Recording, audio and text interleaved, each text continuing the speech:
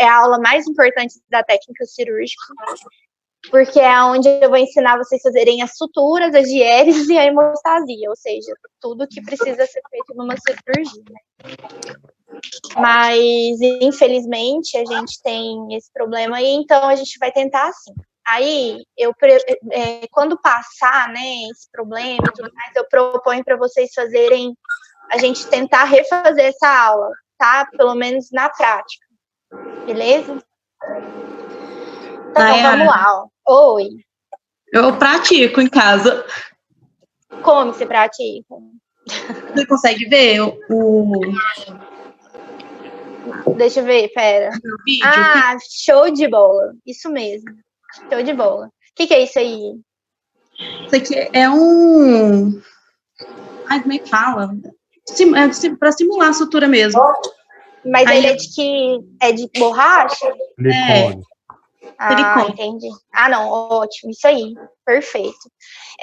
Dá para fazer assim, vocês pegarem, eu vou mostrar aqui para vocês no vídeo, dá para vocês pegarem um tecido, e se vocês já tiverem os instrumentos, dá para treinar, tá? Precisa só de uma pinça, de uma tesoura e de um porta-agulha. E aí, bom que vocês já pegam a prática. Então, olha só, deixa eu falar com vocês que a diérese é tudo que eu vou fazer através das minhas mãos ou por um instrumento, tem como objetivo afastar os tecidos. E eu tinha falado para vocês também que tem 2 tipos, as cruentas e as incruentas. Nossa, é muito ruim falar nisso, parece que vocês não estão nem aqui.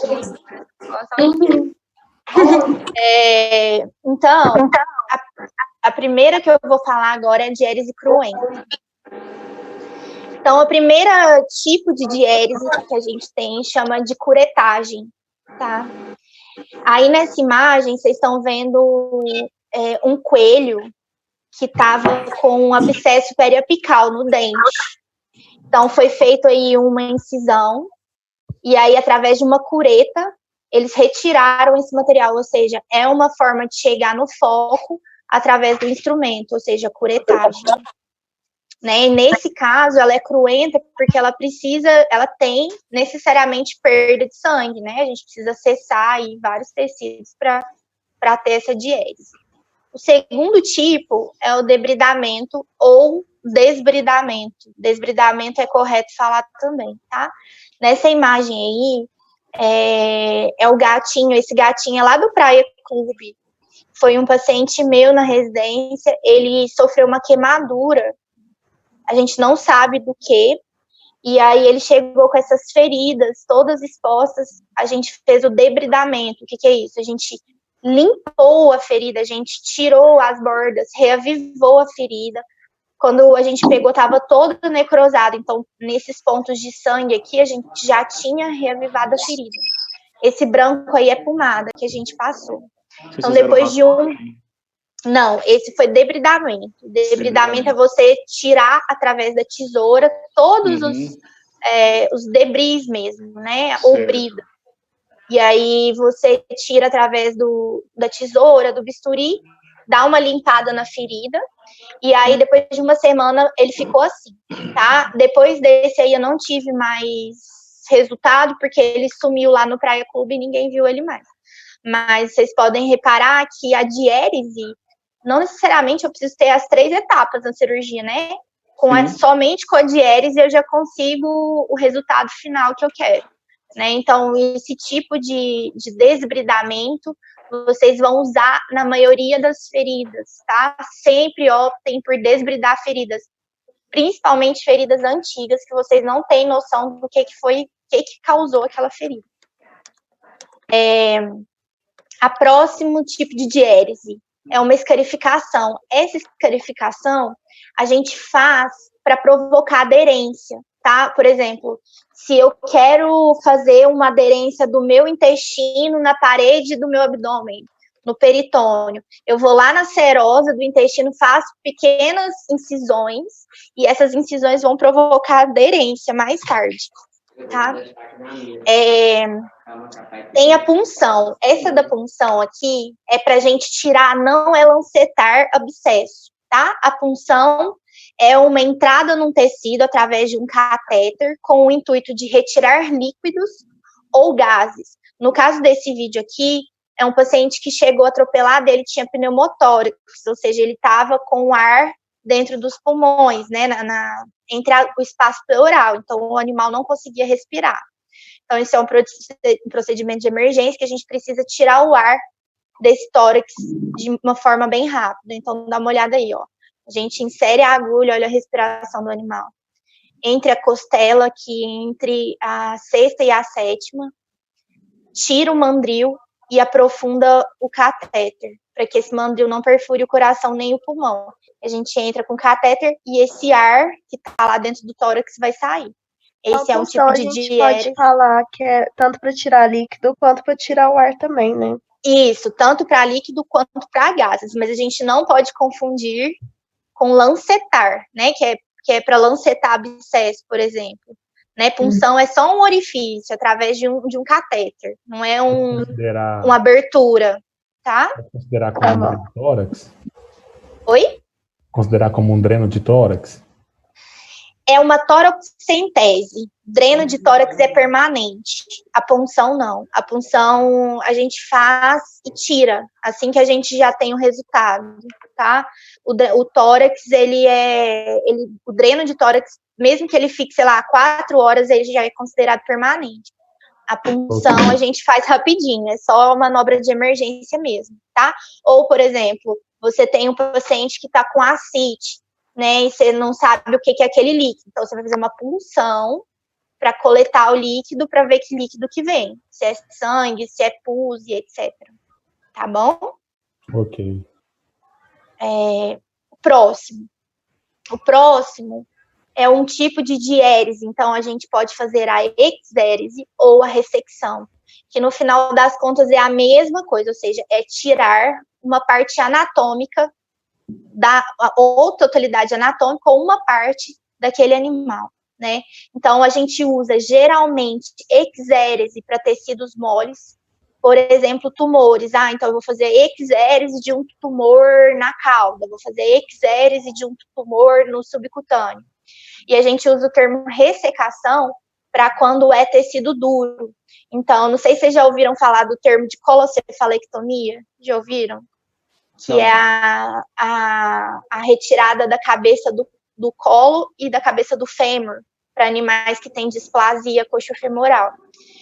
Correto não é falar colossefalectomia, porque colossefalectomia é você cortar a cabeça e o colo do fêmur, mas não existe esse termo.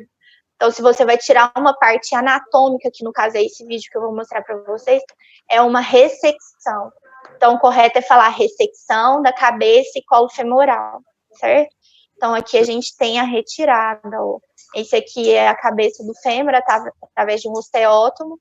A gente corta e sai a cabeça e o colo do fêmur. Vocês vão ver eles tirando aqui, ó. É uma técnica totalmente cruenta, né? Porque a gente tem que abrir lá, entrar em cavidade, entrar na articulação e eles conseguem tirar, né? A cabeça e o colo do fêmur. Então, quando é tecido duro, é uma ressecção. E quando são tecidos moles, é uma exérese, certo? Mas no final das contas é tudo a mesma coisa. Dúvidas? Não, tranquilo. Não. Beleza. Então, a gente, por último, né, o tipo de diérese mais comum é a incisão, né, que é o que a gente faz sempre para acessar uma cavidade, para acessar um subcutâneo. Então, esse aqui é o tipo mais comum de diérese que a gente tem, tá? Então, a incisão, a gente tem 2 tipos. Ela pode ser simples e combinada. A simples, ela é em um único sentido. Por exemplo, vou abrir a cavidade abdominal do animal. Então, eu começo lá desde o processo tifoide até o processo púbico em um sentido só, tá? Eu não fico cortando para cima e para baixo, parecendo que eu estou cortando um pão, tá? E a combinada, ela é em 2 sentidos. Então, esses 2 sentidos, por exemplo, eu vou fazer uma paracostal. Já ouviu falar da paracostal? Eu faço uma incisão em linha média e uma perto da costela. Então, é em 2 sentidos. Outro exemplo, vou fazer uma cruz para quando eu tenho atresia anal, então eu vou fazer uma cruz, uma incisão em formato de cruz. Então, primeiro eu faço uma horizontal, depois uma vertical. Então, é sempre em 2 sentidos. Eu posso ter vários eixos, então pode ser um eixo longitudinal, um eixo transversal, um eixo oblíquo, tá? Direção. Então, se eu falar para vocês, pessoal, faça uma incisão no eixo longitudinal em um único sentido, na direção crânio-caudal. Então, vocês vão pegar o bisturi, começar desde a cabeça do animal até a cauda, porque é crânio-caudal. Vocês vão fazer essa incisão e vai ser longitudinal em um único sentido, certo? Eu quero uma direção lateral, ou seja, você vai pegar, abrir de um lado até o outro lado, tá? Dorso ventral, geralmente a gente usa isso para membros, tá? Dorso medial, látero medial, tá? Isso aqui são só algumas classificações. Então, na prática, essas aqui são as mais comuns. Essa bolinha aqui está representando o umbigo, tá? Então, se eu falo para vocês, pessoal, eu quero uma incisão pré-umbilical, ou seja, ela vai ser uma incisão que pega aqui desde o processo tifoide até o início do umbigo, mas ele não pega o umbigo, certo? O umbigo fica fora da incisão. E essa incisão aqui, ó, ela é para acessar o quê? Vocês têm noção? A gente consegue acessar aqui, exatamente. Então, a gente consegue acessar fígado, a gente consegue acessar diafragma, tá? A gente consegue acessar estômago aqui, tá? Porque o estômago tá bem aqui, ó, embaixo da última costela. A gente consegue acessar, deixa eu ver, baço, dá para acessar dessa região, tá? Então, todos os órgãos mais craniais do abdômen, a gente usa a pré-umbilical, certo? A próxima é a retroumbilical. Então, a retroumbilical, ela pode ser tanto pós-umbigo ou pegando o umbigo, tá? Esse aqui a gente usa para órgãos mediais, por exemplo, bexiga, intestino, útero. Essa aqui é uma incisão que a gente usa em OSH, tá? Essa incisão, quando eu digo retroumbilical, ela não tem tamanho, né? Retroumbilical significa que ela é só depois do umbigo, então ela pode vir até aqui embaixo, tá? Professora, mas vamos supor que é macho, o que eu vou fazer? Então, deixa eu ver se esse negócio aqui dá certo. Então, se for um macho, vamos supor que aqui tem um pênis, né? Então, o que vocês vão fazer? Vocês vão vir aqui, ó, e aqui com a incisão aqui do lado, tá? Contornar o pênis, mas ela ainda assim continua sendo uma incisão retroumbilical, tá? Incisão paracostal. Essa incisão aqui, geralmente a gente associa ela com a pré-umbilical, tá?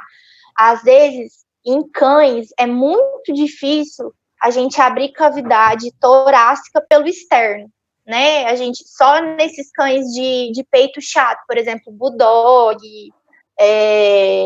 pug, shih tzu, mas a maioria das vezes nossos cães todos têm peito fundo, principalmente o vira-lata, então não faz sentido a gente abrir, porque a tração que a gente tem que fazer na costela é muito grande. Então, para a gente acessar tórax, na maioria dos casos, a gente faz incisões paracostais, tá? Entre as costelas, paralelas às costelas, tá? Essa aqui a gente usa muito para acessar fígado. Então, por exemplo, eu quero fazer uma colocistectomia, ou seja, retirar a vesícula biliar. Eu vou usar essa incisão associada à pré-umbilical, tá? E a incisão paramediana. A incisão paramediana a gente usa bastante nas mastectomias, né? A gente usa aqui a retroumbilical, mas do lado de cá, ó, a gente faz a paramediana. O que é paramediana? A linha média tá aqui, então ela não é exatamente na linha média, ela é paramediana, tá? Aí aqui, ó, uma coisa que eu quero chamar a atenção de vocês. Uma incisão, ela tem que ser magistral. Não sei se vocês já ouviram falar isso. Ela tem que ser precisa, limpa e rápida, tá? E em um único sentido. Toda incisão tem que ser assim. Então, não pode deixar a frontuosidade, ou seja, bordinhas picadas aqui. Se você não conseguiu da primeira vez incidir, a sua incisão tá errada, porque você tem que fazer pressão suficiente para que na primeira corte que você faça, você já seja capaz de abrir pelo menos a pele, tá? Então, por pressão na mão. Isso aí a gente consegue com a prática, né? Óbvio que pra gente é mais difícil, porque tem cachorro grande, óbvio que é uma pressão que você vai usar para um pitbull não vai ser a mesma de um pincher, né? Você vai ter que pesar a sua mão aí. Mas o correto é que na sua primeira incisão você já consiga ter a diérese do primeiro tecido, tá? Então, esse videozinho aqui... Ai, cadê meu negócio? Sumiu. Ai, aqui. Como que eu volto aqui, gente? Pelo amor de Deus. Aí, pronto. Então, ó, ela tem que ser precisa e de uma vez só, tá? Ela tem que abrir o tecido de uma vez só. Notem que ele usa a barriga do bisturi e nunca a ponta, tá? Ó, ele usa a lâmina do bisturi, não a ponta. Porque a ponta é estucar, você não usa a ponta para incidir, tá? Outro tipo de diérese que a gente associa, né? Depois que a gente incide a pele, a gente usa a divulsão. Por quê? Porque a divulsão, ela é incruenta, ou seja, eu não vou ter tanto trauma, esse trauma daqui é da incisão do bisturi, né? Mas se você notar, ó, quando a gente afasta os tecidos, eles não sangram, muito pelo contrário, a gente causa hemostasia desses tecidos. Então, o que é a divulsão? É um afastamento mecânico do tecido. Você pode fazer a divulsão com a tesoura ou com o próprio dedo, tá? Você não vai incidir, você vai afastar mecanicamente esses tecidos. Outro tipo de diérese incruenta é o criobisturi, que já não é tão distante mais da nossa realidade, né? A gente cada vez mais está vendo aí veterinários fazendo uso desse criobisturi. Ele é excelente para tumores. Então, por exemplo, nessa região aqui de focinho, não tem como eu fazer uma exérese de um tumor dessa região sem tirar o focinho do bicho, com margem, né, limpa. Então, eu venho aqui, ó, com o meu criobisturi e congelo esse tumor. É um tipo de diérese. O criobisturi, ele é feito de nitrogênio, né? Então, ele solta um jato de nitrogênio na região que você quer, né, fazer essa diérese, e aí ele congela, tá? Isso, a gente tem que ter uma preocupação, por exemplo, com os órgãos aqui embaixo, porque a gente vem aqui, ó, pensando que a gente vai fazer, né, o congelamento só dessa camada superficial, mas aqui embaixo tem um monte de coisa e congela, tá? A gente teve uma experiência com um gato que foi fazer um carcinoma de célula escamosa no olho, e aí ficou muito tempo com criobisturi nesse tumor, congelou o olho dele, ele perdeu o olho, né? Foi frações de segundo por conta do tempo que a gente utilizou, então tem que ter muito cuidado. Uma outra diérese incruenta, porque ela não tem o derramamento de sangue nem destruição de muito tecido, é o bisturi elétrico. Isso aqui faz parte da rotina. Então, esse aqui é uma vulva, né, de uma cadelinha. Essa vulva, ela é invaginada, ou seja, ela tem umas pregas. Então, se faz uma plastia aqui para não assar, para não dar alergia, né? Então, ele tira essas dobras aqui para ela ficar mais esticadinha. Então, vocês veem aí a utilização, ó, do bisturi elétrico. Esse bisturi tem todo um preparo, tá vendo que nem sangra. Ele queima. Ele corta e coagula ao mesmo tempo. Ele corta e coagula ao mesmo tempo. E ele ainda faz hemostasia, dependendo da ponteira que você usa, né? Essa ponteira aí que eles estão usando é uma ponteira de corte, né? Não é uma ponteira de coagulação, né? Há quem diga que o bisturi elétrico diminui o processo cicatricial, porque você queima. Nunca tive uma experiência ruim com bisturi elétrico. Todos os casos em que eu usei, cicatrizou da mesma forma, tá? Só que a sala que você fica com cheiro de churrasco, você tosse até durante a cirurgia, porque essa fumaça, ela é tóxica, né? Você tá queimando carbono aqui. E outro detalhe, que se você não tomar os cuidados, você mata o paciente eletrocutado, né? Ou pega fogo no paciente. Tem que colocar a placa, né? Tem que pôr a placa por baixo. Né? Já aconteceu casos de estagiário tomar choque, que encostou na placa e a pessoa dói bastante. Então tem que tomar cuidado, mas assim, é uma excelente ferramenta, muito boa mesmo.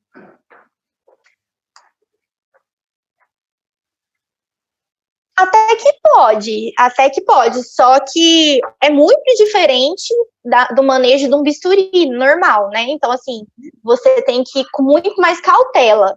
Mas depois que você usa bisturi elétrico, você nunca mais na sua vida quer usar um bisturi normal, porque não sangra, né? Então, por exemplo, uma mastectomia, não sei se vocês já viram, você retira a cadeia mamária da cadela inteira.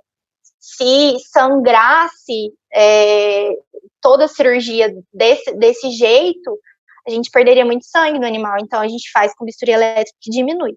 Mas dá para fazer sem também. Mas o bisturi elétrico é uma ferramenta muito boa. Então, a parte de diérese terminou. Então, a primeira fase de uma cirurgia, e pode ser a única também, como vocês viram, é chamada de diérese, que é o acesso ao foco que vocês estão fazendo, né? Estão intentando planejamento cirúrgico. Então, antes de eu falar de hemostasia, a gente precisa falar da hemorragia. Então, para fazer hemostasia, é o controle de uma hemorragia. Então, a gente tem que definir o que são hemorragias e quais são os tipos, né? Então, a hemorragia, ela é o sangue fora do vaso, de alguma forma, tá? E a gente classifica ela, em primeiro momento, quanto ao local.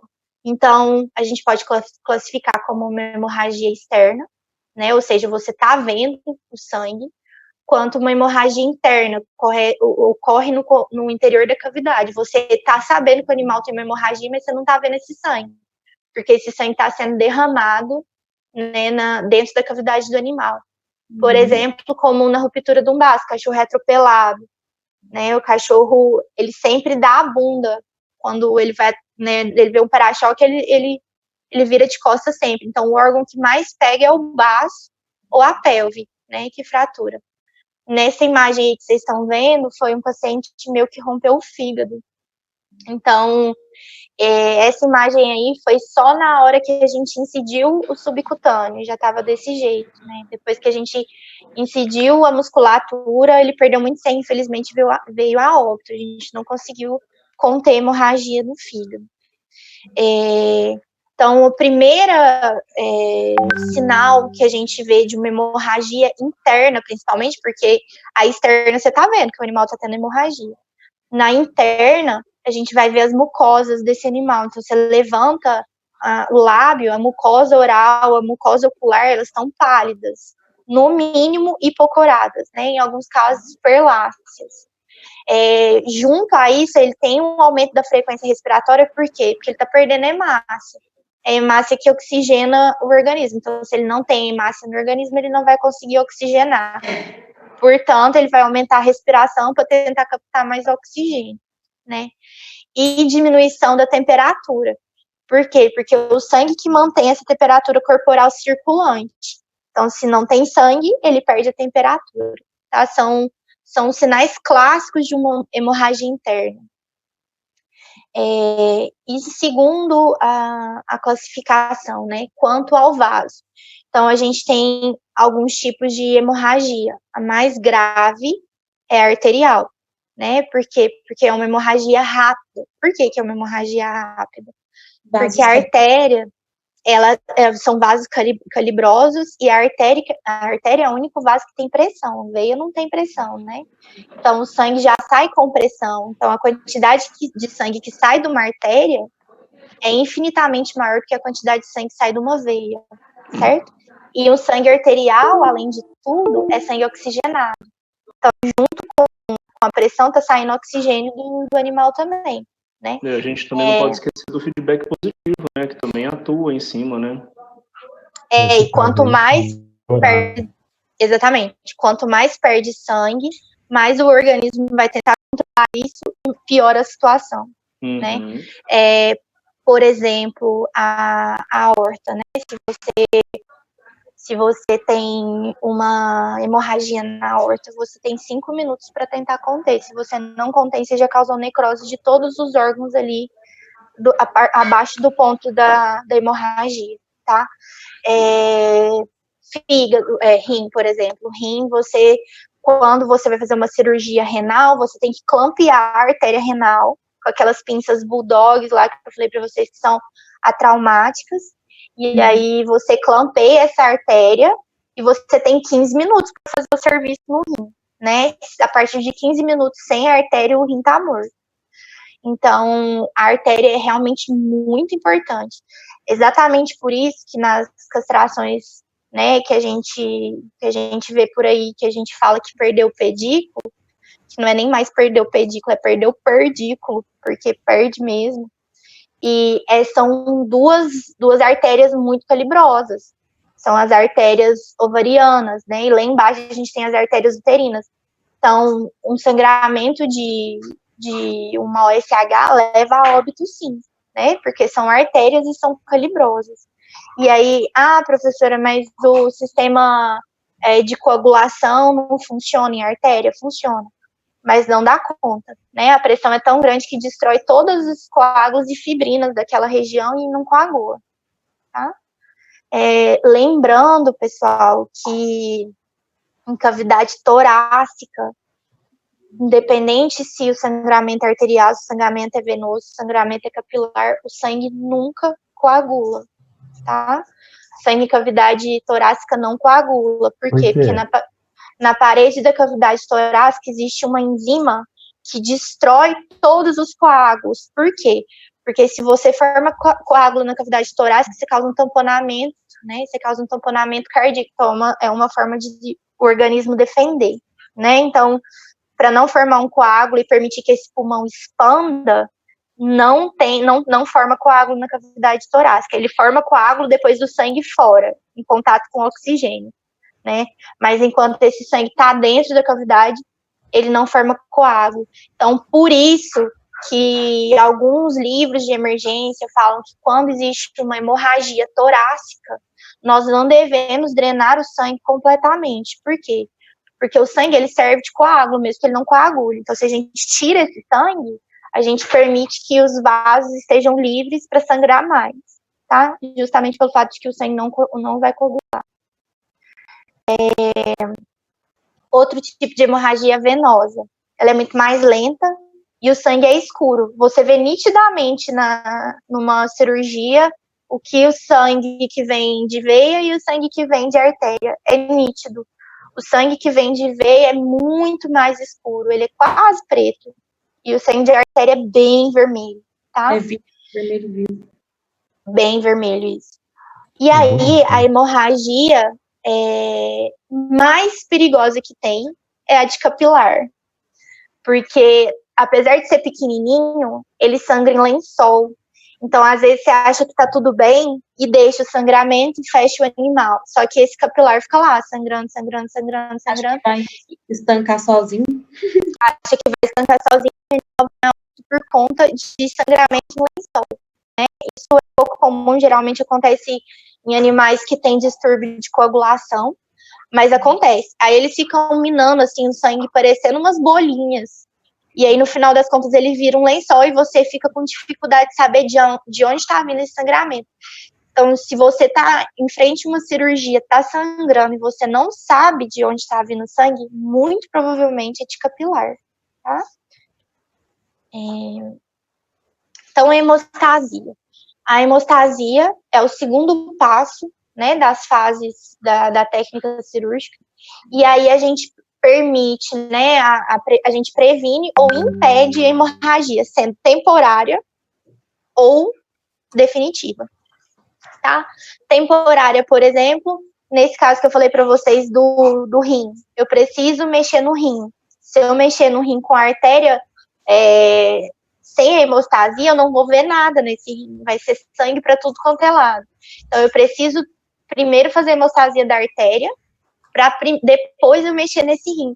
Professora, eu não tenho bulldog para fazer uma cirurgia renal. Você não precisa, é só você pedir para o seu auxiliar segurar a artéria, né, com os dedos, segura a artéria lá por 15 minutos, você trabalha e depois você tira esse dedo da artéria, tá? Então, isso é um tipo de hemostasia temporária. Hemostasia definitiva é quando a gente tem um vaso que está sangrando, a gente não vai deixar esse vaso sangrando, a gente vai lá e faz a hemostasia definitiva. Meus cachorros estão lá no fundo, em cima da cama, lá, brincando. Tem uma aranha. Deixa eu virar a câmera aqui. Então, qual que é meu intuito de uma hemostasia durante a cirurgia? Então, primeiro eu vou fazer a limpeza, porque se tá sangrando, eu não consigo ver nada no meu campo operatório, né? Sim. Segundo, e mais importante, evitar o choque e a hipóxia tecidual. Então, se eu deixar aquele vaso ali sangrando, eu vou causar uma hipóxia em algum momento nesse animal, porque eu não tô conseguindo conter esse sangramento. Depois, evitar coágulo. Por quê? Porque coágulo, ele é um excelente meio de cultura. Se eu deixo coágulo em borda de ferida, eu tô levando para aquela região meio de cultura e provavelmente aquilo ali vai ser colonizado por bactérias e vai dar uma infecção, principalmente em pele, tá? Então, sempre que, antes de fechar a pele, enxugar ali, não deixar coágulo.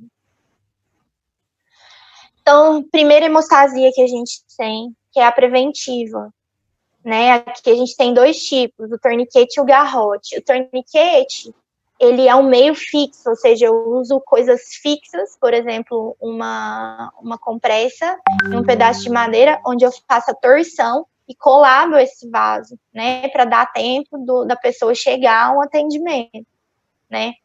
O garrote, ele é o mesmo sentido de conter hemorragia, só que é um garrote elástico. Esse garrote aqui, ele é aqueles garrotes que a gente usa para coletar sangue, para a gente fazer a hemostasia do vaso, né? Então, quando a gente faz a hemostasia do vaso, a veia engurgita de sangue, porque a gente fez um garrote ali e a gente consegue coletar esse sangue, tá? Então, hemostasia é a parada do sangue, independente da minha finalidade, se é para coleta, se é para conter sangramento, certo? Então, nesse caso aqui, a gente tem uma hemostasia temporária. Esse aqui foi uma cirurgia que eu fiz na quarta-feira, que eu fui retirar uma placa ortopédica do rádio do animal. E aí, a gente tem um tecido de fibrose nessa região e sangra bastante. Então, se vocês olharem aqui, ó, tem dois vasos clampeados aqui com as pinças hemostáticas. Essa aqui é a veia cefálica, né? Aquela veia que a gente coleta sangue. Então, virou uma bagunça aqui meu campo cirúrgico por conta dessa hemorragia, porque eu incidi, não tinha como fugir da veia. Então, incidi e já clampeei ela aqui, ó.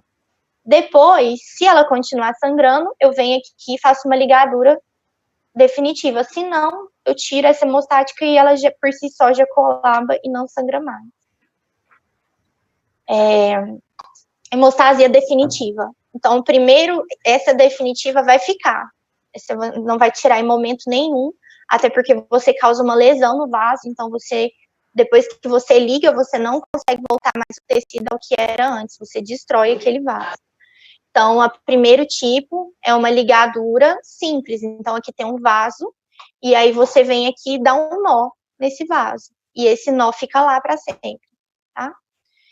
O segundo tipo é a transfixação, para ficar mais seguro ainda, para não ter a opção desse nó subir, né? Ó, se você olhar aqui, se o vaso escorrega aqui, ó, o nó sobe e você não liga, certo? Isso é muito comum, porque os vasos, eles são elásticos. Então, do mesmo jeito que você puxa ele desce.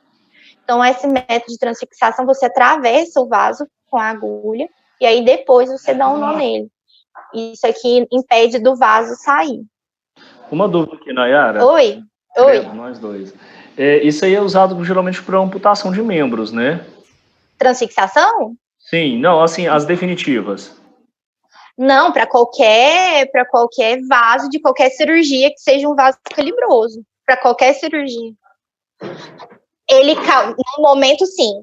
Mas aí depois ele causa uma neovascularização, né? E aí, com o tempo, ele forma novos ramos para irrigar aquele tecido, certo? Isso é tranquilo, não tem problema. Você tá pensando, obviamente, você tá pensando num vaso calibroso, né? Tipo uma horta você não vai fazer isso. Mas, por exemplo, quando você vai fazer uma castração, você vai ligar, né? Você vai tirar, pensa o seguinte, você vai tirar o ovário. Faz sentido ela ter uma artéria que tá irrigando o ovário? Não faz sentido. Então, você vai ligar essa artéria, sem problema nenhum, tá? Por isso que a gente tem que entender a anatomia. Porque se a gente liga coisa errada, a gente vai causar uma necrose num tecido que não tinha nada a ver com a história, né? Não tem problema, pode ligar. O que você vai ter na região ali é um edema, né? Porque não vai ter um vaso grande para drenar. Só que com o tempo, ela forma uma neovascularização. Então não tem problema nenhum, tá? O que você não pode ligar são vasos que vai ficar o tecido. Por exemplo, você ligar a artéria femoral e deixar o membro, por exemplo, né? Esse membro vai morrer. Então, você tem que saber o que você está ligando, né? Se você por pode... isso que eu fui na lógica de, geralmente, amputação de membro, geralmente alguma coisa que faça retirada, igual você falou. Porque vocês estão pensando... né? Vocês estão pensando em vasos calibrosos, né? Sim. Mas, por exemplo, se você vai retirar, né? Se você vai fazer uma cirurgia de retirada, você tem que ligar aqueles vasos que iam para o tecido que você está retirando. Não faz sentido o vaso continuar patente se o tecido não está lá mais. Uhum. Mas, obviamente, vocês têm que saber o que vocês estão ligando, né? Porque...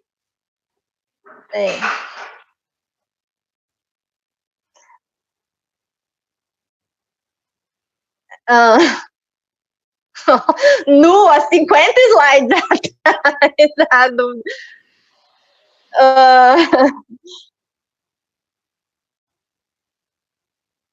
Muito pelo contrário, porque ali quando você tem a displasia coxofemoral, você tem uma inflamação gigantesca da cabeça do fêmur e da cavidade, né, da articulação ali.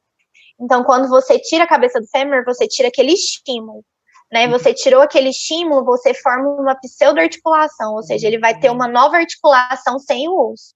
Parece meio doido, assim, né?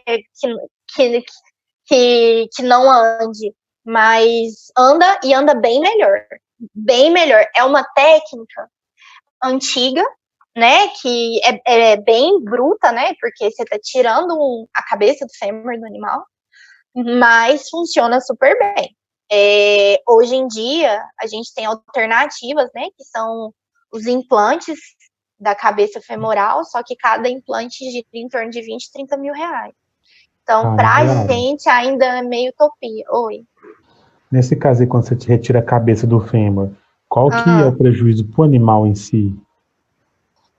Porque, como você falou, ele continua andando normal, melhora o estilo de vida, mas ele não corre o risco de se acidentar mais? Não.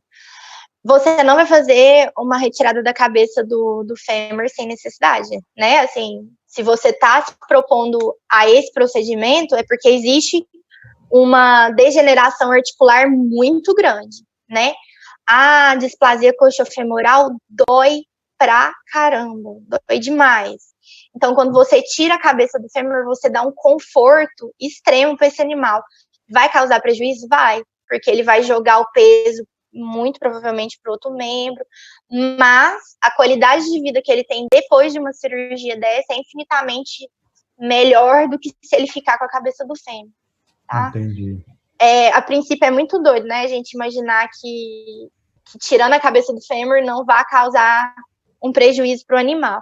Se você faz a técnica correta, depois da cirurgia o animal já pode, né? Então, assim, é muito melhor, né, você tirar do que deixar ele com dor. Obviamente, se você tiver condição de pôr implante, você tira a cabeça do fêmur e põe o implante. Mas você consegue, inclusive, por ele ser quadrúpede, né? Em humanos teria muito mais problema em amputação da cabeça do fêmur. Mas o peso do animal, ele é 60% em membros anteriores e 40% em membros posteriores. Então, se você pensar o peso total dele de um membro, com uma coloscefalectomia é só de 20% do peso, né? Então, assim, A não ser que ele seja amputado do outro, né? Aí você tem um prejuízo muito grande. Mas fora isso, não. Bem tranquilo. Mas, gente, se tiver dúvida, liga o mute e me pergunta na hora. Tô brincando, pode perguntar depois. Então, ó, um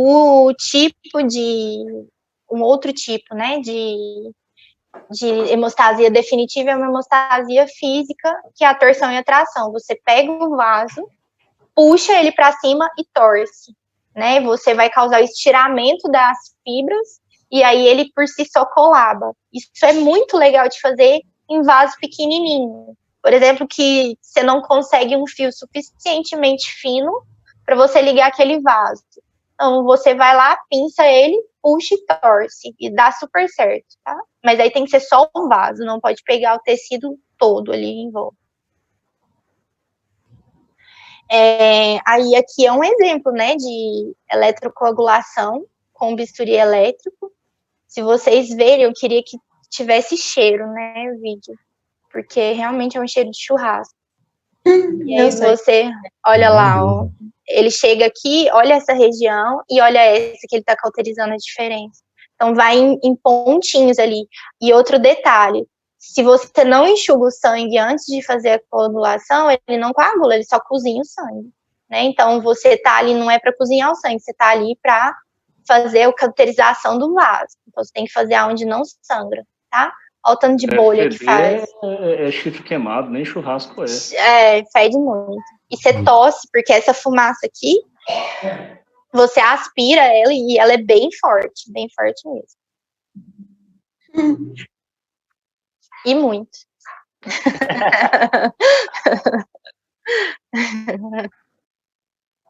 Nossa, se brincar, se eu pudesse, eu comia fazendo a cirurgia. É num ponto que você nem liga mais, Sou. Não, tá nem aí. Tem dia que eu vou mexer com o fígado, eu fico pensando, gente, um fígado acebolado com giló e cebola, vai ser bom. Não, no meio do pão também. Então, vamos lá.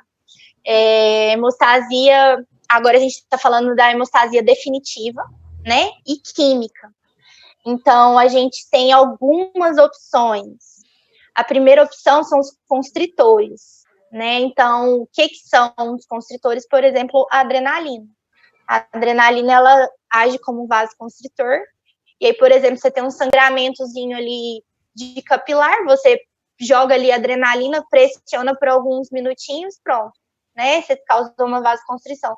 Muito cuidado com usar vasoconstritor em membros, porque você causa uma vasoconstrição e você causa necrose desses membros, tá?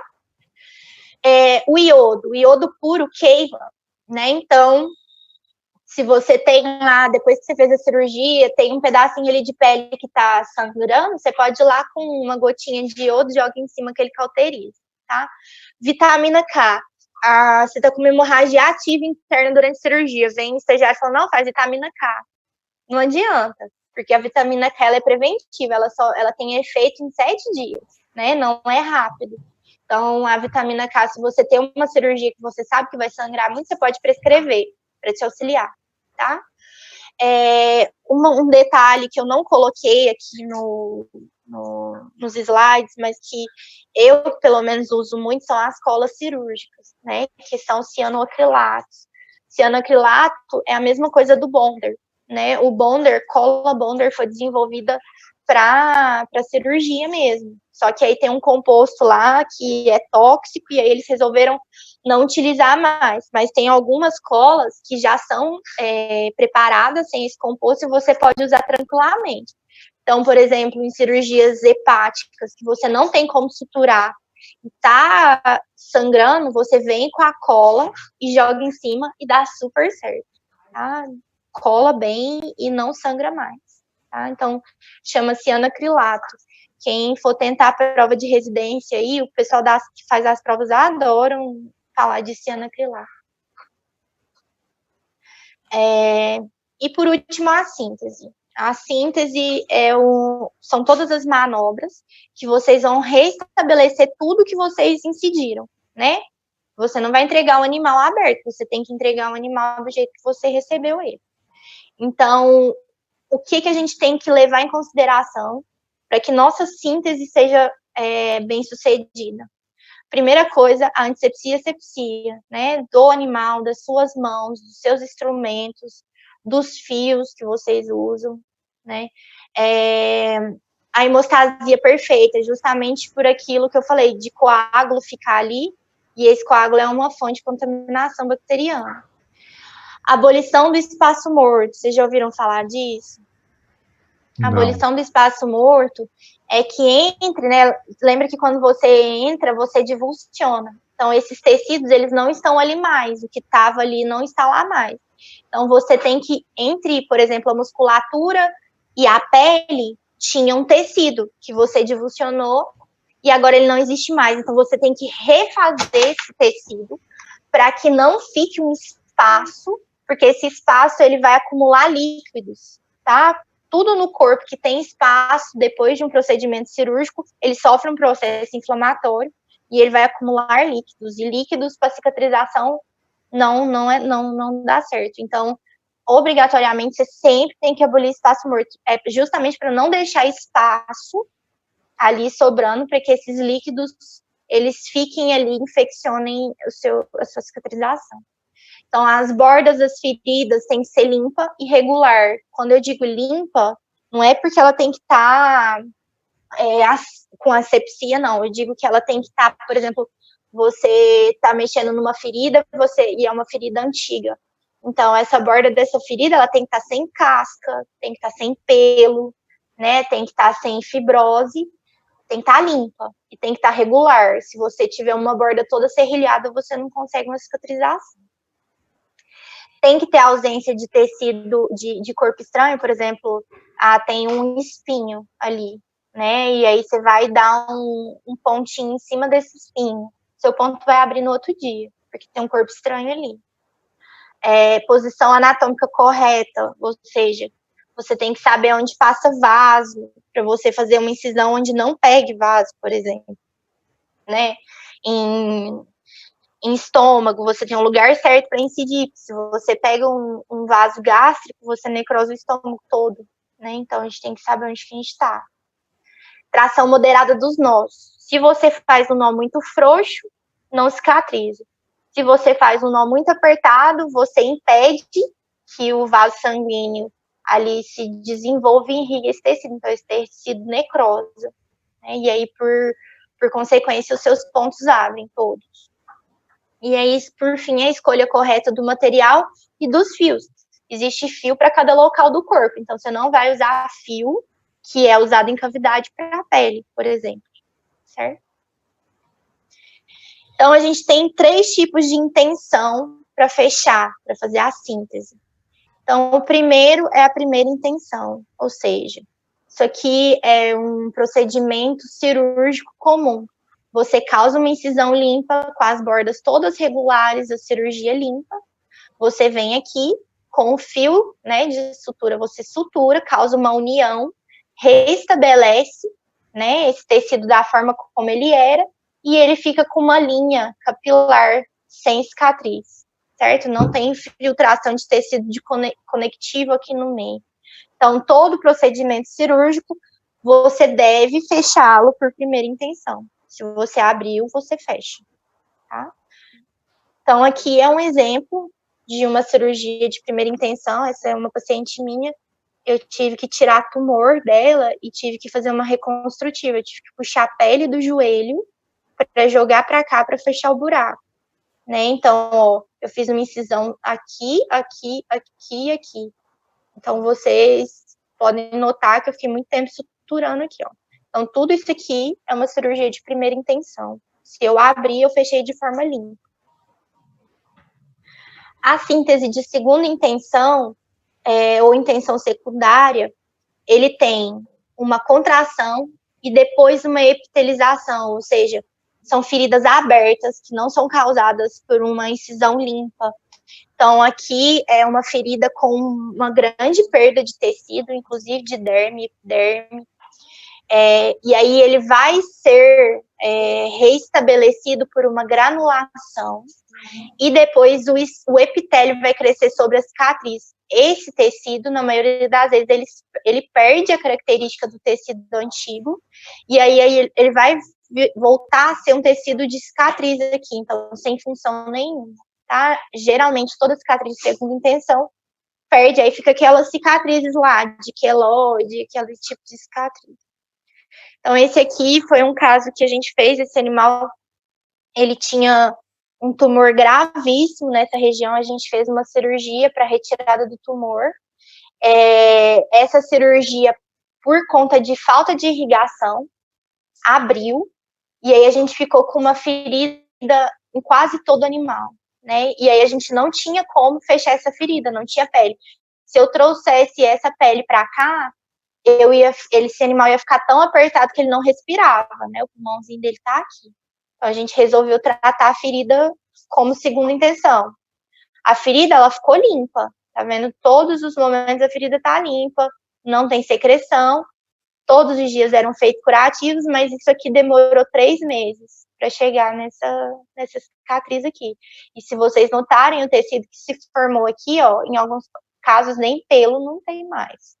É o caso daquela égua aqui do Diogo, exatamente, né, que a gente está tratando, que está formando tecido granuloso, esses trem a gente isso, vocês estão tratando como segunda intenção, até porque Exato. Você não tem pele para fechar, né? Justamente.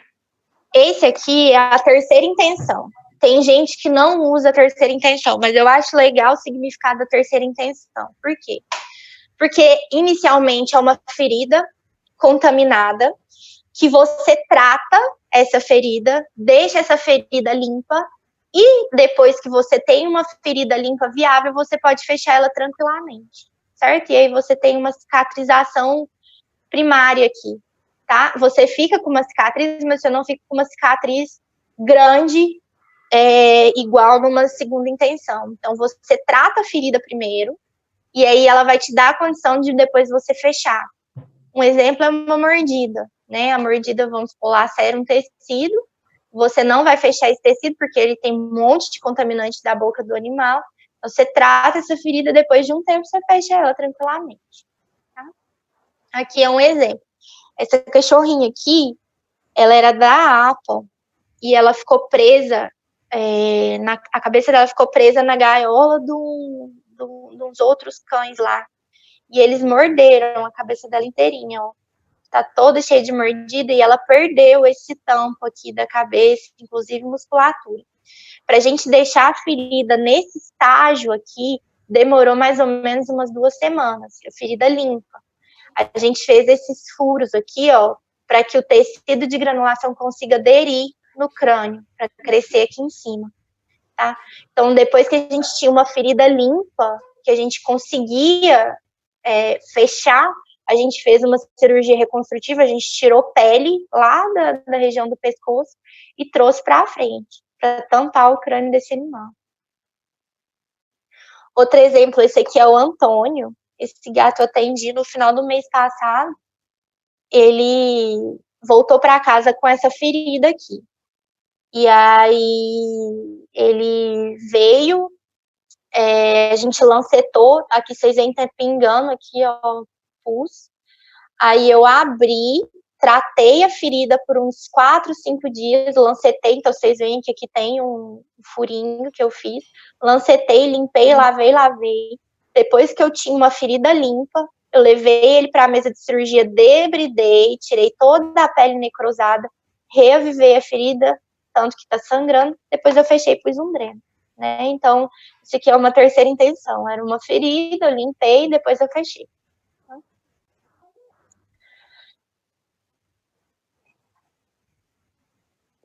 Eu fiquei com medo, porque estava muito contaminado. Então, eu fiquei com medo de gerar.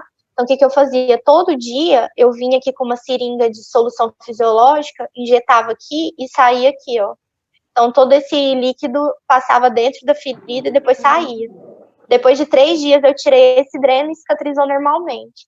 Era só um cuidado a mais, porque estava muito contaminado, muito. E tratar na antibiótico terapia endoscopia, por exemplo, não ajudaria, Não chega. Em abscesso, ferida assim, não chega. Óbvio, ele tava com antibiótico, né? Ele de primeiro dia que ele entrou, ele já foi prescrito antibiótico. Mas o antibiótico por si só, se você não limpa a ferida, não faz função. Ele não chega. Antibiótico não chega em abscesso. Então, você tem que tirar esse suco lá de dentro.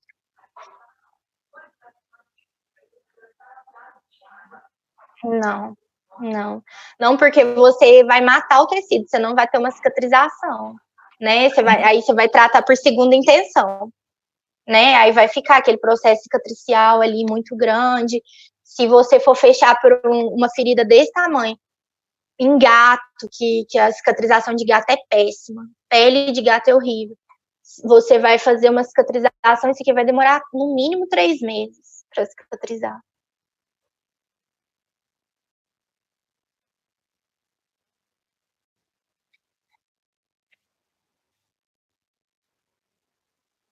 Uhum.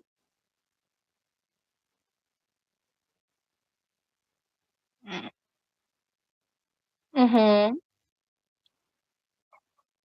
Não, então, é isso que eu tô falando, dá super certo.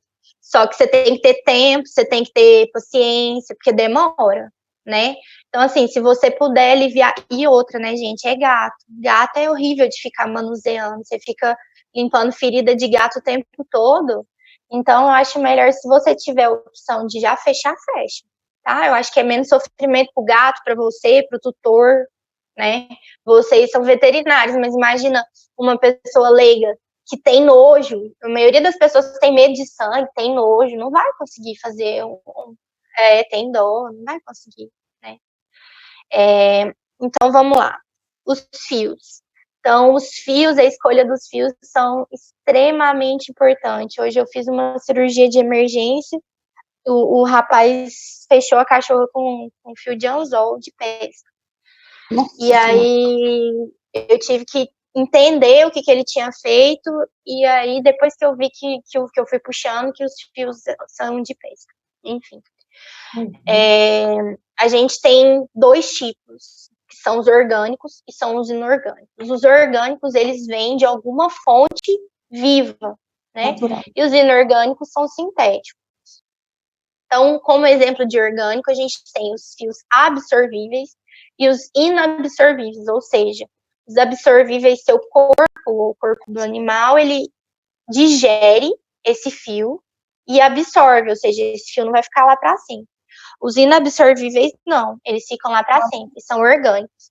Geralmente, os orgânicos inabsorvíveis dão problema, tá?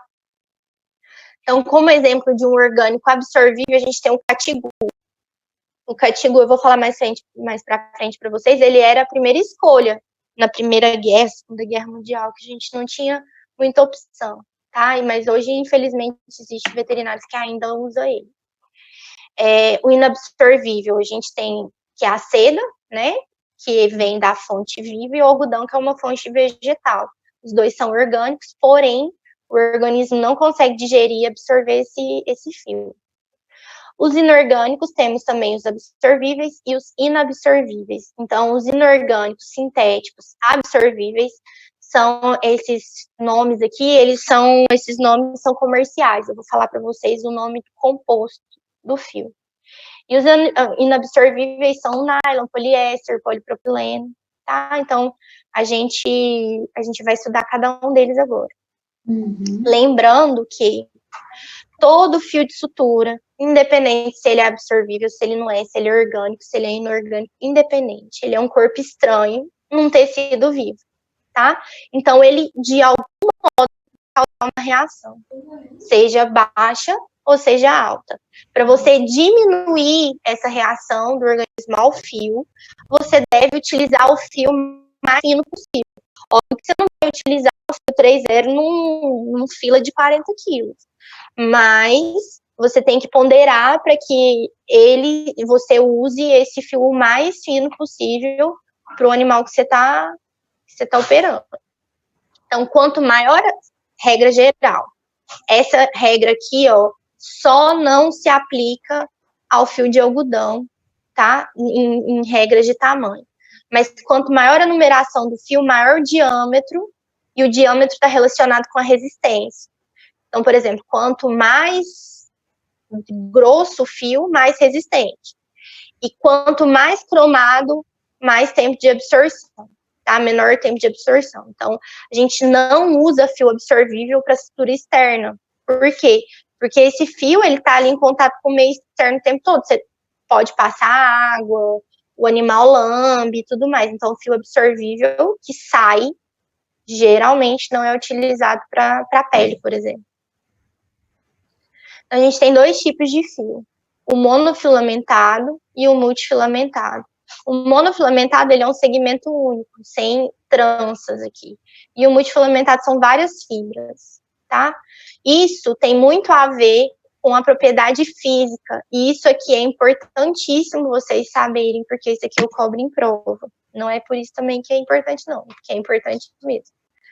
Então, a gente tem 4 tipos de propriedade física de um fio que é importante, que vai te designar se você pode ou não usar ele naquele tecido. Então, a primeira dela é a capilaridade.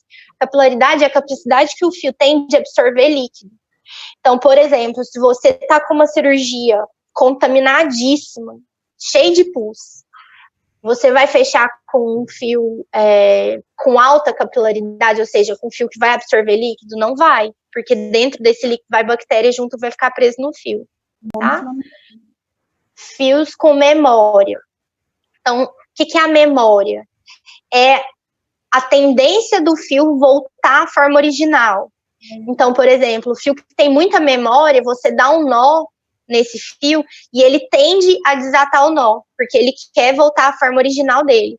Um exemplo de fio com alta memória é o fio de nylon, né? Você dá um nó no fio de nylon, se você não serrar o nó de uma forma correta, ele desata, tá? Piabilidade. Piabilidade é a facilidade que a gente tem no fio para fechar o nó, para dobrar o fio. Então, um fio fácil de dar nó é um fio com uma alta piabilidade, tá? Coeficiente e atrito. É a capacidade do fio deslizar pelos tecidos e desatar o nó. Então, fios lisos, né, que não são multifilamentosos, eles têm o coeficiente de atrito menor. Ele é mais liso. Ou seja, quando ele passa no tecido, a chance dele sair desse tecido é maior, tá? Então, começando aqui. Ai, meu Deus, peraí. Então, o primeiro fio que a gente vai falar, que a gente nem usa mais, mas é importante vocês saberem que existe, é o catigu. O catigu, ele é a mesma composição do fio da corda de violino, que é feito de intestino de boi, intestino de cabra. Então, ele é uma fibrose, né? É um material retirado do intestino bovino, que ele é altamente resistente, mas ele quebra, porque ele fica duro. Então, esse fio foi usado quando a gente não tinha esses fios sintéticos. Como ele é absorvível, na verdade, não é que ele é absorvível, ele vai quebrando e fica em milhões de partículazinhas, tá? Ele dava muita reação, porque ele é de um outro tipo de organismo. Aí eles inventaram o catigu cromado, ou seja, eles davam um banho de cromo no catigu, e aí ele ficava menos reativo e absorvia mais rápido, mais lentamente. Por exemplo, o catigu, se você fechava uma musculatura, tinha fio que quebrava antes do tempo de cicatrização, então dava hérnia, saiu o intestino tudo porque o fio foi embora antes do tempo de cicatrização. E aí esse cromado, quando a gente falava do catigu simples, ele tinha uma absorção entre 7 e 14 dias, já não existia fio mais. Daí quando você usar o cromado, a absorção pelo organismo é de 20 a 28 dias. Então ele tem uma alta capilaridade, ou seja, ele tem uma facilidade em adquirir líquidos do organismo do animal. Ele é multifilamentar porque ele é um monte de fibra do intestino bovino, e por isso ele causa uma rejeição grande tecidual, né? Então a gente tem o diâmetro dele que vai do 4 ao 6,0. Todo fio, vocês vão ver que é 2,0, 1,0, né? Os fios de número sozinho, tipo 4, 2, são fios extremamente grossos. O 6,0, vocês terem noção do calibre, é um pouco mais grosso que um fio de cabelo, por exemplo. E aí, esses fios, eles podem vir com a agulha ou sem a agulha. Um outro fio, o algodão. Esse algodão, ele é ótimo. Por quê? Porque ele tem um alto coeficiente de atrito. Ele tem uma piabilidade excelente. Então, para você ligar pedículo, por exemplo, é ótimo que você não perde pedículo. Só que ele tem uma reação tecidual extrema. O organismo, ele forma um granuloma, mais cedo ou mais tarde.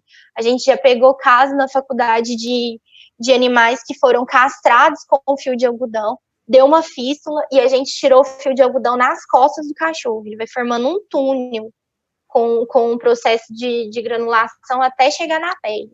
Ele é extremamente reativo, né? E aí ele tem pode ter a cor preta, branca ou azul. E ele vem com ou sem agulha. O fio de algodão, ele é ao contrário dos outros fios, quanto mais zero, mais grosso ele é. E dos outros, quanto mais zero, mais fino ele é. Então, por exemplo, 3,0 é mais fino que o 2,0. No caso do algodão, não. O 3,0 é mais grosso do que o 2,0. É só o algodão que é assim. E ele pode ser usado internamente, mas a gente não aconselha por conta da reação. Esse caso aqui foi uma cadelinha que a gente pegou, que ela estava com uma vaginite e não melhorava. Tinha entrado com todos os antibióticos possíveis, imagináveis, feito cultura e não adiantava. E aí a gente resolveu fazer uma vaginoscopia para ver o que estava acontecendo. Quando a gente fez, a gente viu isso aqui, ó. Esse negócio preto aqui estava colado na cervix. Isso aqui era o coto uterino. Teoricamente, esse fio teria que estar para a parte de dentro do abdômen. Ele fistulou, entrou para dentro da cervix e ele ficou como fonte de contaminação. Então, ele formou um biofilme. E aí, as bactérias que chegavam ali ficavam, colonizavam e o cachorro não melhorava da vaginite. Por endoscopia, a gente não conseguiu puxar o fio. Ele ficou preso na cervix, então a gente teve que abrir o abdômen, entrar lá na cavidade e cortar o corpo. E aí ela melhorou da vaginite.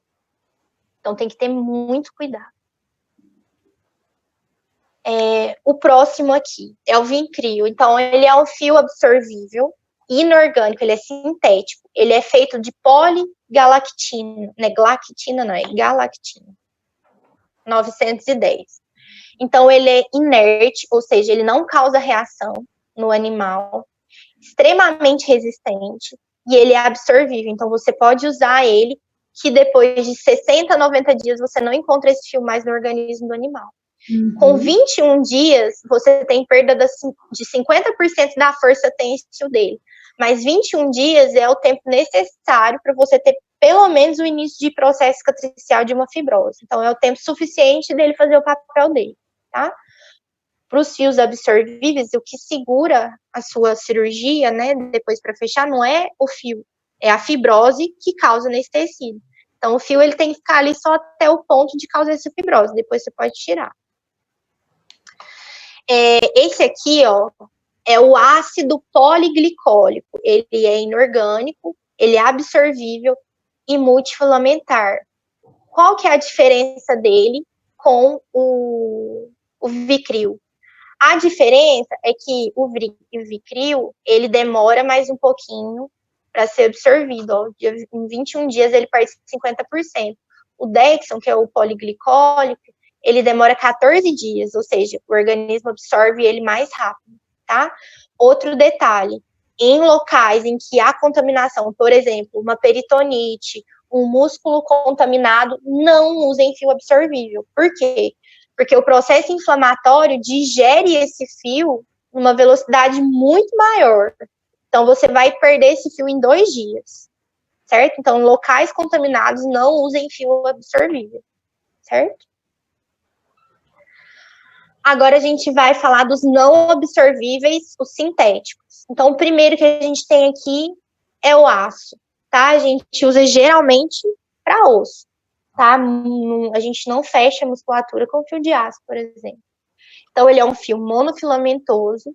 A gente usa para sutura de tendão e osso, tá? E a gente pode encontrar ele em carretel ou em envelopinho, tá? Esses fios aqui são meus. Geralmente a gente faz esse cabelinho aqui, esteriliza e depois a gente torce ele para ele ficar mais forte. Então, ele tem baixa capilaridade porque ele não absorve nenhum tipo de líquido, porque ele é inerte, metálico. Ele tem baixa memória, ou seja, se você dobrar ele aqui, ó, o tanto que eu dobrei, eles não voltam ao normal. Tem baixa fiabilidade, ou seja, ele não desata o nó com facilidade, e um baixo coeficiente de atrito, ele escorrega bastante, tá? O mais comum de todos, que é o nylon, né? Então, ele é monofilamentar ou multifilamentar. O multifilamentar, a gente usa ele chamado de perlon, a gente usa ele mais para tendão, tá? O fio de nylon, pessoal, na dúvida de qual fio usar, use nylon, tá? Ele vai dar menos reação, ele vai ficar lá para sempre. Mas se você tá lá e você não sabe qual fio que você vai usar, usa nylon, tá? Ele tem uma baixa reação, ele tem uma ampla aplicação, então você pode usar em órgãos, você pode usar em músculos, você pode e deve usar em pele, você pode usar em tendão, tá? Só que uma desvantagem é que ele tem uma baixa segurança no nó, ou seja, ele tem uma baixa piabilidade, você tem uma dificuldade maior de dar nó nele. Então, para você fazer um fio de nylon ficar, você tem que dar no mínimo 5 nós na sua sutura, tá? Um outro tipo de fio não absorvível são o poliéster. O poliéster, ele é muito utilizado para anastomose vascular, ou seja, quando você vai ligar vasos, fazer anastomose de artérias, por exemplo. Ele é mais forte de todos os fios, mas, assim, sem contar com os metálicos. E ele não perde a força têncil. Por quê? Porque, por exemplo, uma artéria, você tem que ter um prazo muito maior para causar uma fibrose, uma anastomose. Então, se for um fio muito fraco, ele não aguenta a pressão e solta. Então, você usa o poliéster, que ele é extremamente forte. Terminando os fios, agora a gente vai passar para as agulhas. Tá acabando, tá, gente? Então, a gente tem vários tipos de agulha. A gente tem a reta, a meia curva, a 1/4 de círculo, 3/8 de círculo, meio círculo e 5/8 de círculo. Tem a forma de gancho e essa compound curve, que a gente nem usa ela. Se vocês notarem, a agulha, ela sempre forma um semicírculo. Então, o seu movimento da mão também vai ser um semicírculo. Se você pega uma agulha em semicírculo e tentar passar ela reta, ela não passa. Você tem que fazer o movimento com a mão para acompanhar o contorno da agulha. Os fios, eles podem ser montados na agulha ou eles já podem vir junto com a agulha. Você tem a opção de colocar a agulha ou não.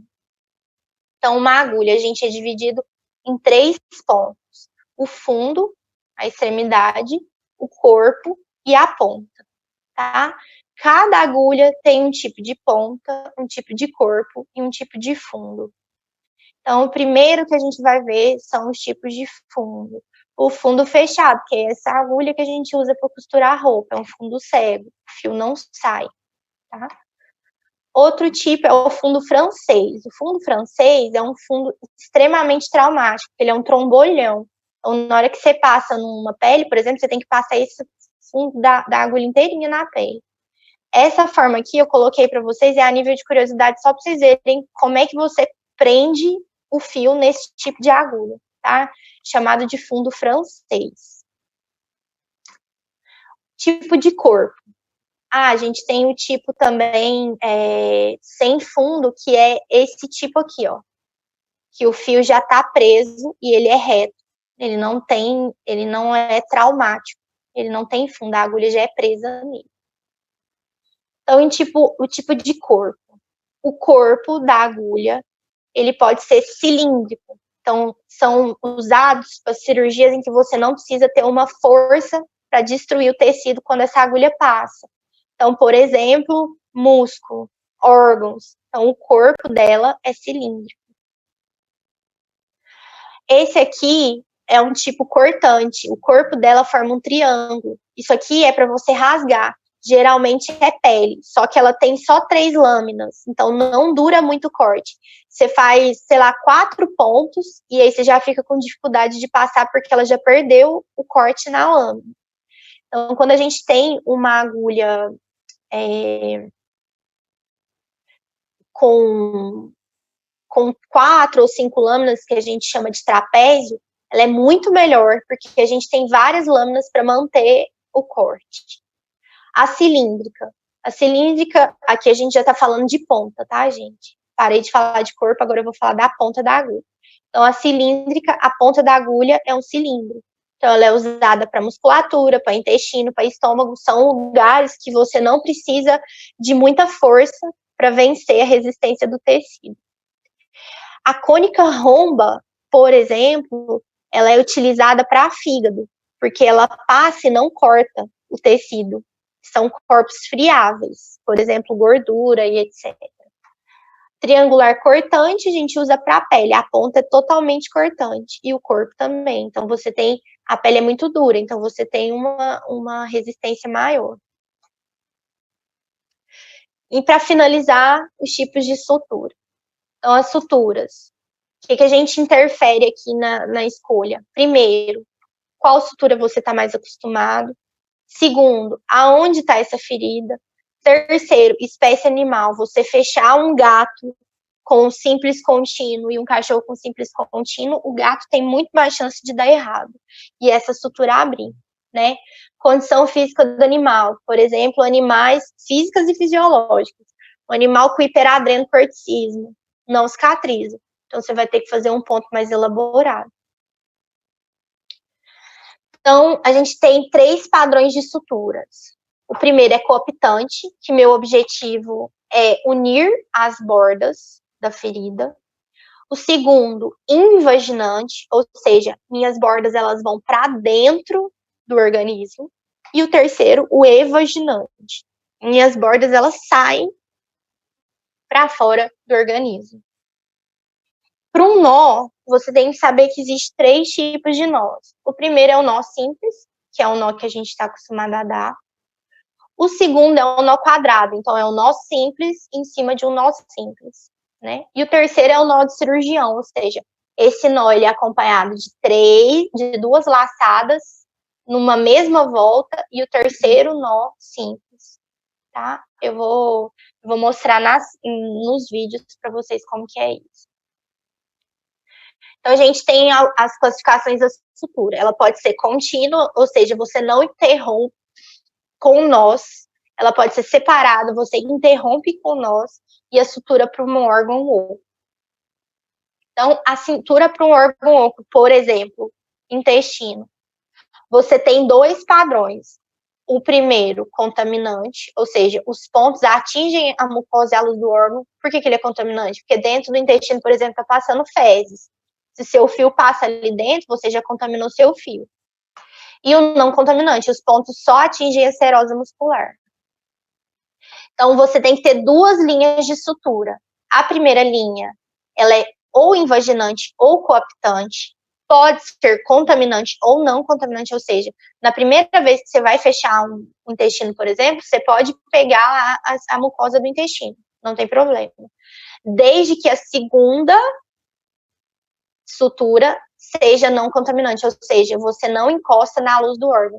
E lembrando, quando você faz uma sutura contaminante, você tem que trocar todo o seu material para fazer a segunda linha. Você não pode usar o mesmo porta-agulha, porque esse porta-agulha já contaminou. Então, a segunda linha sempre tem que ser não contaminante. Primeiro tipo de sutura, simples separado. Então, você passa a epiderme, a derme, chega aqui no conjuntivo, volta e dá um nozinho. É o ponto mais simples que tem, que é esse aqui, que eu vou mostrar no vídeo para vocês. Inclusive, vocês podem fazer isso aí para treinar em casa. Então, você passa, pensando que isso aqui é a pele do animal e aqui embaixo o subcutâneo. Aí você vai ver que ele vai dar um nó simples. Ele faz uma volta no porta-agulha e puxa. Isso é um nó simples. E aí você deu um nó simples. Ele dá mais um nó simples. Esse fio que ele está usando é um fio de algodão. O segundo tipo de sutura, o simples contínuo, ou seja, ele é um ponto simples, só que ao invés de você ficar dando um nó, corta, outro nó, corta, você dá um primeiro, passa tudo e dá um último nó aqui. Ele é o segundo ponto mais simples que a gente tem, só que se esse ramo aqui, por exemplo, se esse fiozinho aqui solta, ele solta todo o resto. Então, por exemplo, esse aqui não deve ser usado em áreas de muita tensão, né? Abdômen, área de articulação, você não usa ele, porque se soltar um, solta tudo. Então, essa aqui seria uma sutura do tipo simples contínuo.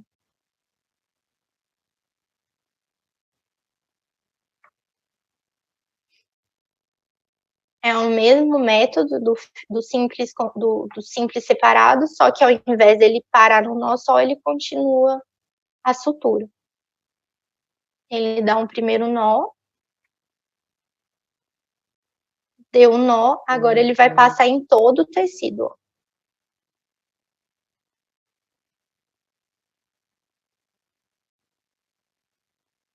Isso aqui é muito importante vocês treinarem, pessoal, muito, muito importante. Não existe cirurgião sem saber sutura.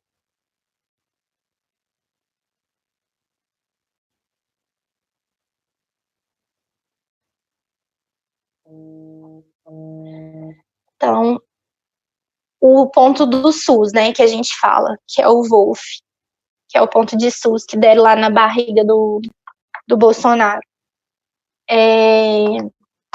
Por que a gente chama que é um ponto de SUS? Porque ele é muito mais rápido. Você fecha dois pontos em um nó só. Então, você entra de um lado, atravessa a pele, faz um U e sai do outro lado. E aí você elimina, ele é bem mais rápido, você elimina tempo aqui, porque você fecha uma quantidade maior de tecido com um ponto só. Então, ele é basicamente assim. Você atravessa um lado. Esse é o ponto que eu mais uso, porque ele é mais rápido e a cicatriz dele fica muito feia. Então, se quiser uma cicatriz bonitinha, não use ele. Então, você atravessa um lado, atravessa o outro e dá um nó.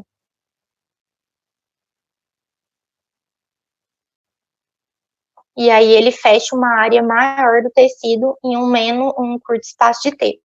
Lembrando que esse aqui é um ponto evaginante. Esses pontos que eu falei anteriormente são todos coaptantes. O Wolf... Oi? Desculpa te interromper, deixa eu fazer uma pergunta. E quando se usa o grampo, ele seria um simples separado? Seria um coaptante e tipo um simples separado, exatamente. Ele é um simples separado, tá? Porque ele não pega na forma do U, então ele pega como se ele estivesse dando vários nozinhos. Exatamente. Ele é um simples separado. E o Wolf, ele é evaginante. Se vocês notarem aqui, ó, o tecido ele vai para fora. Ele vai para fora. Tá? Então, assim, a cicatriz desse ponto fica muito feia, tá? Mas ele é rápido. Nada, passa cicatricor. Ponto Donati. Esse ponto, ele é um ponto, assim, mais para órgãos específicos. Eu nunca usei, mas é bom vocês saberem como que faz esse ponto. Então, é o famoso longe, longe, perto, perto, tá? Vocês vão entender por que é longe, longe, perto, perto. Ó. Então, você entra com a agulha longe da borda da ferida e sai com a agulha longe da borda da ferida. Aí depois você faz uma volta na agulha e entra perto da borda da ferida. E depois sai perto da borda da ferida. Por isso que é longe, longe, perto, perto. E aí você serra o nó. Aí vocês vão ver que ele também é um ponto evaginante. Se você notar, a bordinha sobe, ó. Olha lá. Tá vendo? Até puxa aqui. Esse ponto aqui, ele é usado para você diminuir a tensão. Então, se você tem a pele muito esticada, se vocês notarem, ele faz uma dobra aqui, ó, na pele. Então, isso aqui é para aliviar a tensão de pele, por exemplo, se você quiser que esse ponto fique mais frouxo, tá? Ó, ele viu que ele dobra a pele? Ele faz tipo uma dobrinha na pele pro lado. O Lambert. O Lambert, você entra longe, sai perto, entra perto, sai longe. Então, esse aqui é um outro tipo de ponto que ele é invaginante, vocês vão ver. Ó. Longe, perto, perto, longe. Então, você entra longe e sai perto, mas aí você sai na superfície da ferida. Você não sai lá dentro. E aí você entra perto e sai longe. E aí vocês vão ver como ele invagina, ele leva essas bordas da ferida para dentro. Isso aqui é um ponto, por exemplo, que você poderia usar em bexiga, em estômago, em alguma coisa assim, para você invaginar, tá? Esse aqui a gente usa bastante. O Lambert, olha como o tecido ele entra todo para dentro.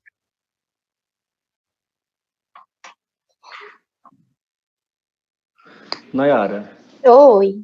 Aí tá, uma dúvida. Quando que eu sei que eu vou invaginar ou evaginar uma ferida? Tá.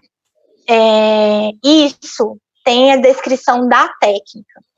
Então, certo. Quando a gente for aprender as técnicas em si, eu vou falar para vocês, olha, aqui vocês têm que usar um ponto invaginante, aqui vocês têm que usar um ponto evaginante, tá? Então, por exemplo, em órgãos ocos, você sempre vai fazer uma invaginação, tá? Na maioria dos casos. Mas aí, detalhadamente, a gente vai ver em cada caso. Quando a gente for ver enterotomia, cada situação é um tipo de ponto. Pele, você pode usar o evaginante e o coaptante. O invaginante não, tá? Porque aí não cicatriza. Entendi. Esse aqui é o ponto em X ou sultan, é a mesma coisa. Esse ponto é muito, muito utilizado em musculatura. Por quê? Porque a tensão desse ponto é muito boa. Você entra e faz um X, você tem dois pontos fixos no mesmo nó. Então, para a musculatura, isso é excelente, porque, por exemplo, a musculatura abdominal, ela está segurando todos os órgãos ali da cavidade. Se você faz um ponto frouxo, esse intestino hernia, o estômago hernia. Então, você tem que ter um ponto que tem muita tensão. E ele é muito tranquilo de fazer. Ele é chamado ponto em X ou sultan. Ele é um ponto coaptante, tá? Ele nem é invaginante, nem é evaginante, ele é coaptante. Você entra como se estivesse fazendo um simples contínuo, mas sem dar o nó. É como se você fosse fazer um simples contínuo, mas sem dar o primeiro nó. E aí, depois que você passa o segundo, você dá o nó com o fio que foi para lá. Reparem, pessoal, que olha aqui, não sei se vocês repararam, que o fio que está com a agulha é o que enrola no porta-agulha, tá?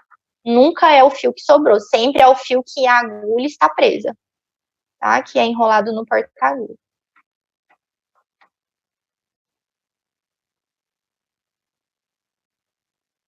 O festonado. O festonado, ele é um simples contínuo, só que com um nozinho a mais, ou seja, ele é mais firme, né? Se solta o nó, não necessariamente solta os de cima, porque ele deu um monte de nó anteriormente. Então, esse aqui pode ser usado para a pele. Deixa eu mostrar para vocês. Então, você entra como se você estivesse fazendo um simples contínuo, você dá o primeiro nó.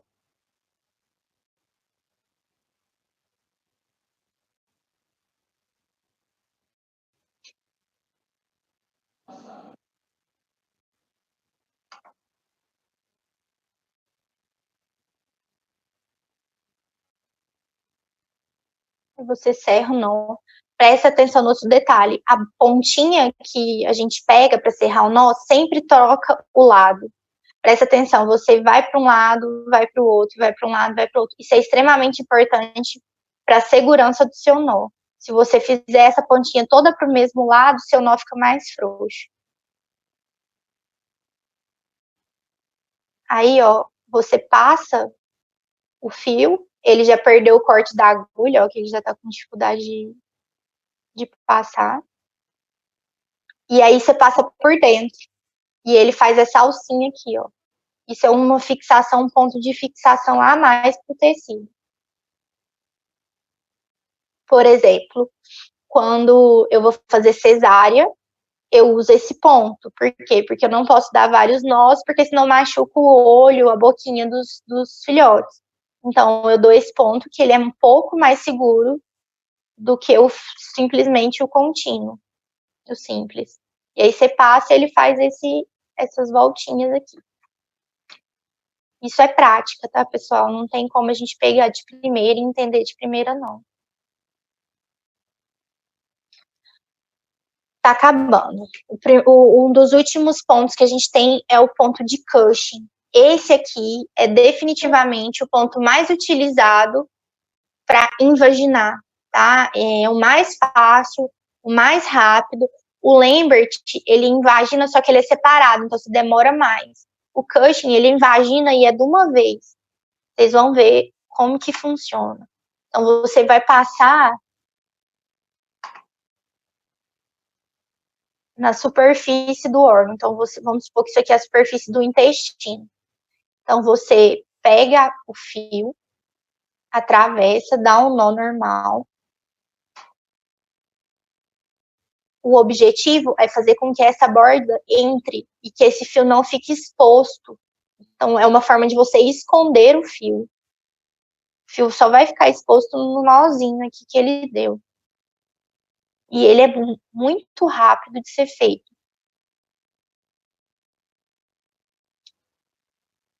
Então, mas ó, parece que ele imaginou, Nayara. Não, mas é porque ele não começou ainda. Ele tá dando só o primeiro ponto, ó. Aí passa na borda e sai na mesma borda, tá vendo? E ainda a mesma coisa do outro lado. Onde você sai com a agulha, você entra com o nó. Ó, saiu aqui, então você vai entrar na mesma altura lá. E sai do lado de lá. Opa. Ó. Aí atravessou, vai pra cá de novo. Aí saiu daqui, ele vai entrar na mesma altura que o nó saiu de lá. Que o fio saiu de lá.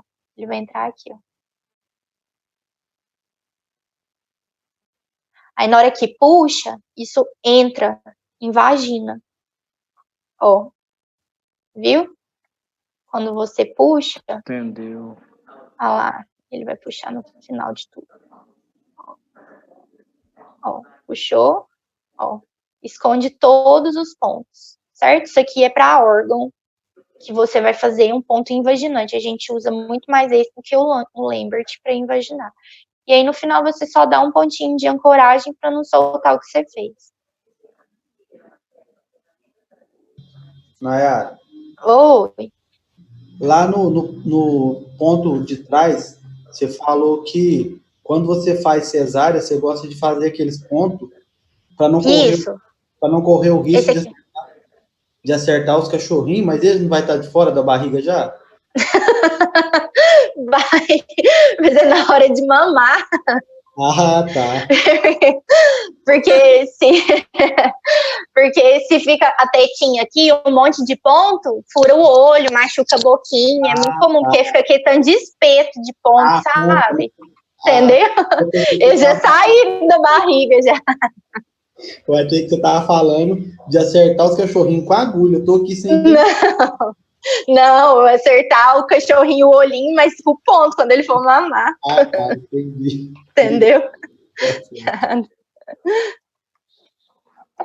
Então, vamos lá. O Cushing.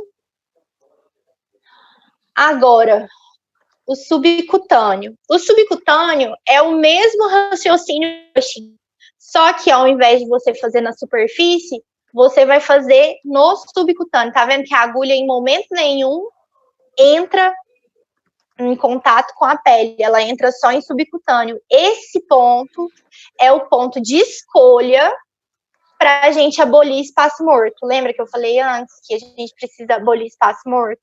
Então, todas as vezes que vocês forem abolir espaço morto, o ponto utilizado é esse. É a mesma ideia do Cushing, exatamente igual, só que você não vai pegar a pele, você vai pegar só subcutâneo, certo? Isso aí é o intradérmico? Não.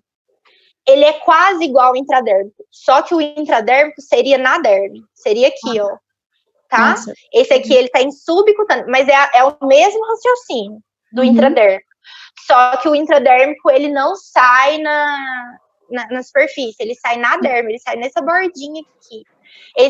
Quem que fala? Quem que perguntou do intradérmico? Eu amo. Ana.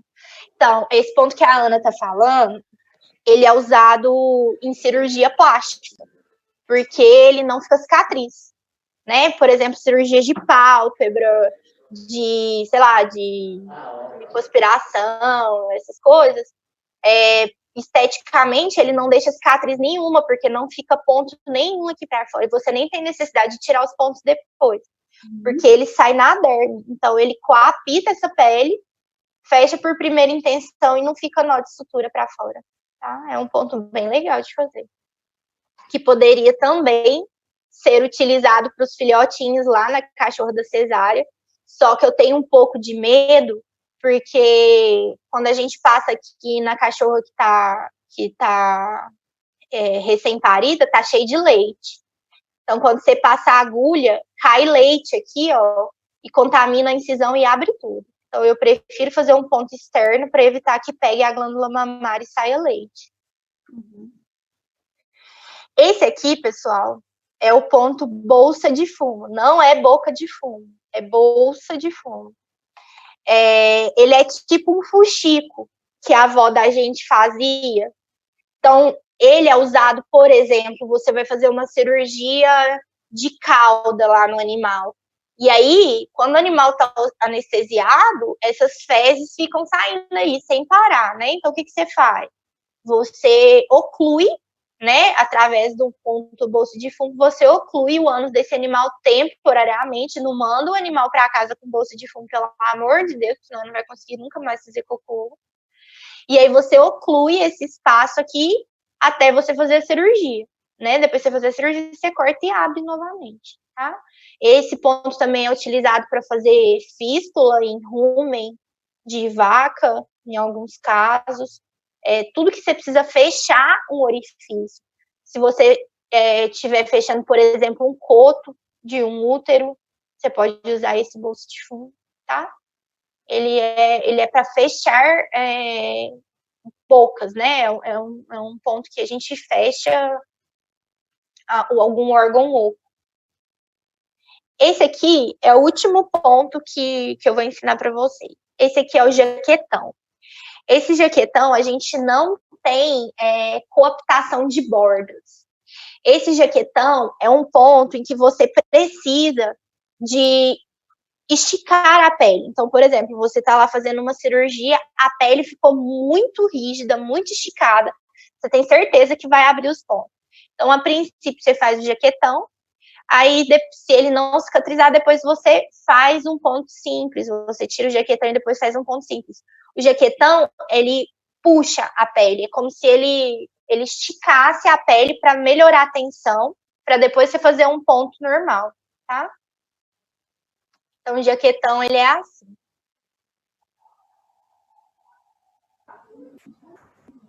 Você entra longe.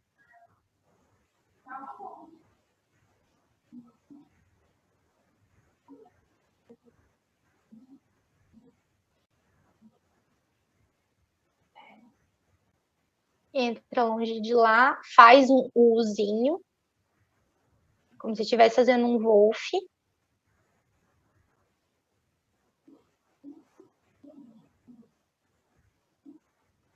E aí depois você entra na mesma altura desse outro que você tinha entrado anteriormente. Aí vocês vão ver que é tipo uma jaqueta mesmo, por isso que chama jaquetão. Ó. Um tecido se sobrepõe ao outro.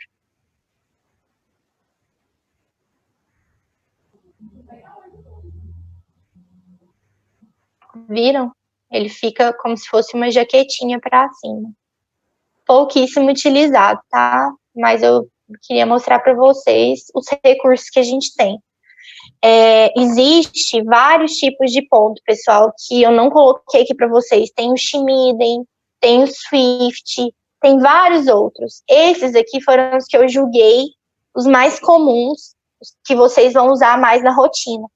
Ocasionalmente, quando eu for falar de alguma técnica específica, eu mostro o ponto específico para aquela técnica, tá? Então, basicamente, se vocês já quiserem começar a treinar, né, esses pontos de sutura, treina com esses que vocês já vão pegando a prática, tá? Esses aí são os basicões. Se vocês dominarem esses, vocês dominam qualquer tipo de ponto, certo?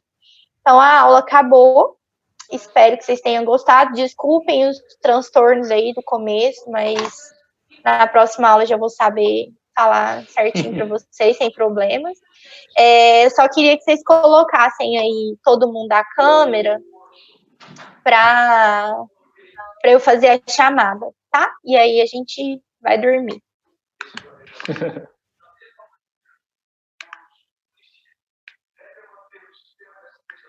Tadinho. Tá. Peraí, então. Eu vou pintar aqui de amarelinho. Ana Paula tá aí? Oh. Ana Paula. Ai, meu Deus, tem que... Beleza. A Ananda tá aí? Presente. Gente, é muito legal dar aula assim. Antônio tá aí? Ele tá aí por aí, então? Diego? Ô, presente. Vocês estão escutando minha cachorra? Ela ficou em silêncio a aula inteira. Na hora que eu falei que acabou, ela resolveu latir. Ela fugiu, foi embora. Valquíria? Valquíria? Valquíria? Valquíria Maria. Vem cá. Ai, Vem aqui. Vem cá. Vem aqui. Vem cá, os meninos. Fala, vem cá. Ai, gente, ela não vai querer. Ela é uma Weimaraner de 30 quilos. Eu vou fazer, peraí. Pra câmera aí, pra nós ver ela. Fernando tá aí? Fernando. Fernando tá aí, gente? Tá. Assim. Me Tá. ouvindo? Tá ali, ó. Tô vendo ele. Aqui, eu tô vendo ele. Fernando tá. Nayara, Oi. você falou meu nome? É que eu liguei a câmera, tá aí o aplicativo. Não, ainda não cheguei no C, não, peraí. Tá. Cadê? Tô achando. Achei o Fernando. O Fernando tá lá no escuro. Tô no escuro. Vontade de dormir. Peraí. Deixa eu pôr aqui amarelo.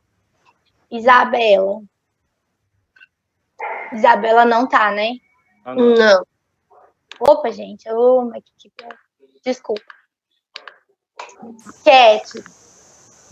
Aí. Tô aqui. Luciana. Presente. Marcele. Jolie. Fala aí, Jolie. Marcele tá aí? Não, né? Eu acho que não. É Uma novata. novata Maria aqui. Eduarda. Tô aqui. Cadê Maria Eduarda?